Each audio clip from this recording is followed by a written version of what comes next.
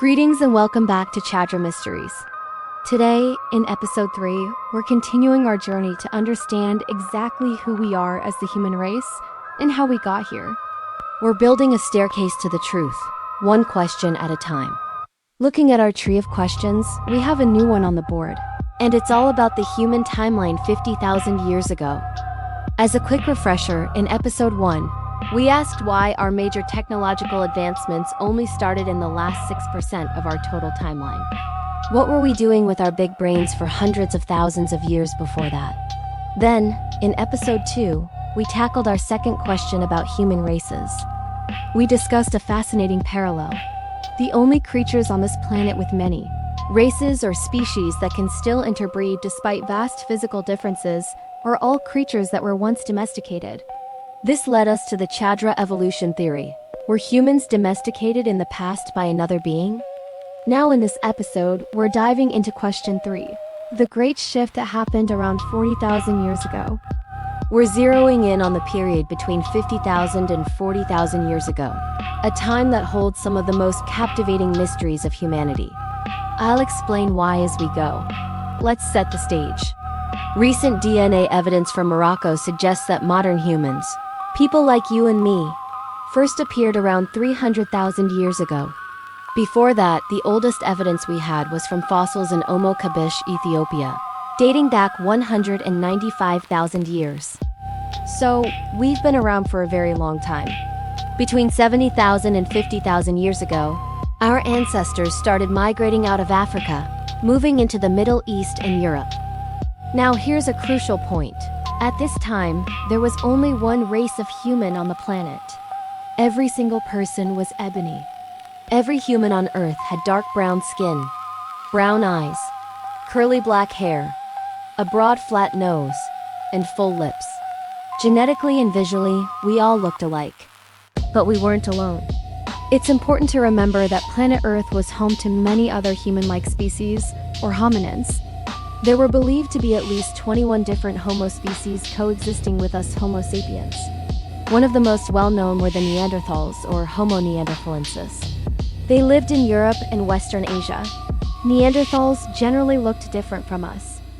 They had features we might associate with modern Europeans: lighter complexions, straighter hair that was often red, and less flat, more prominent noses. Their eyes were likely lighter in color, possibly even blue. Then there were the Denisovans, who were closely related to Neanderthals and lived across Asia and Oceania. DNA evidence shows that both Neanderthals and Denisovans could and did interbreed with our ancestors. We even have evidence of interbreeding with other more mysterious archaic hominin groups in Africa. However, there were other hominin species that we didn't interbreed with, likely because our genetic differences were too great. These included Homo floresiensis from Indonesia, famously nicknamed hobbits due to their small stature, and Homo luzonensis, who were found in the Philippines. So, picture this. 50,000 years ago, the world was a vibrant, diverse place, teeming with a whole family of Homo species. Many of them, like the Neanderthals who appeared 400,000 years ago, had been around for much longer than us. We had coexisted on the same planet with them for over 250,000 years. And then, suddenly, everything changed. In the blink of an evolutionary eye, between 50,000 and 40,000 years ago, they all vanished. Every single Homo species on the planet, except for us, went extinct. What is even more interesting is that this happened around the same time as a major extinction event, known as the Late Quaternary Extinction Event, which wiped out many large-bodied animals. And what were the two biggest contributing factors? Climate change and humans. Yes, it appears we caused an extinction-level event. On the other side of this dramatic period, we emerged as the sole remaining Homo species, the undisputed apex predator on the planet. Now you might argue we aren't apex predators in the traditional sense, but our big brains and cognitive abilities allowed us to outsmart any natural creature's abilities. And then, something profound happened that transformed us from just another predator into the planet-shaping beings we are today. I call this the Great Shift. We shifted from being a natural element, working with the Earth, to an unnatural one that modifies it entirely. Think about it. Very few creatures actively modify their environment to suit their needs. You have beavers building dams, ants farming fungi in complex nests, and termites constructing intricate mounds with ventilation. But what do they all have in common? They've been doing these same things, more or less unchanged, for millions of years. We, on the other hand, adapted, innovated, and mastered countless new skills across the entire globe in less than 40,000 years. And we don't just master them. We constantly self-improve at an accelerating rate. Many scholars say this was just our natural evolutionary direction, but based on the world we live in, no other animal does this. In nature, there's a balance. When a predator becomes too efficient, the system corrects itself. Natural competition evolves, or food sources dwindle. Nature always finds a way to synchronize. No single creature on Earth has the ability to drive another to extinction globally. Nature had no counterbalance for humans. And maybe that's because humans, in our current form, aren't entirely a product of natural evolution. Scholars are finding more and more evidence suggesting that as humans migrated across the globe, a wave of extinctions followed, specifically targeting other Homo species.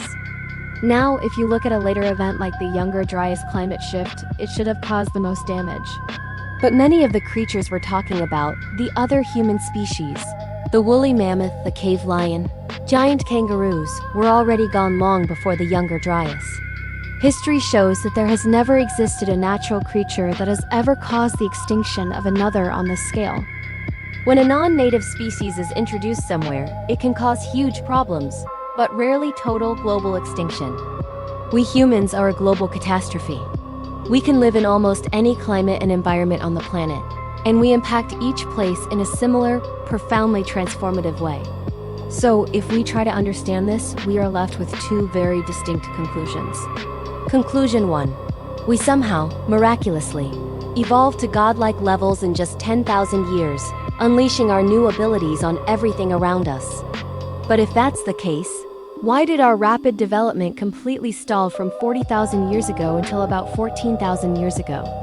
Or, conclusion 2. Something interfered with our development cycle between 50 and 40,000 years ago. Something that elevated us, and then held us in check for the next 26,000 years, only unleashing our full potential after the Younger Dryas event.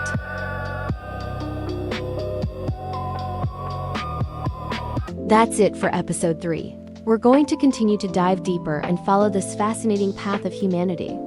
For now, if you enjoyed the video and want to help unravel the human mystery, please like and subscribe so you don't miss episode 4. Thanks for watching.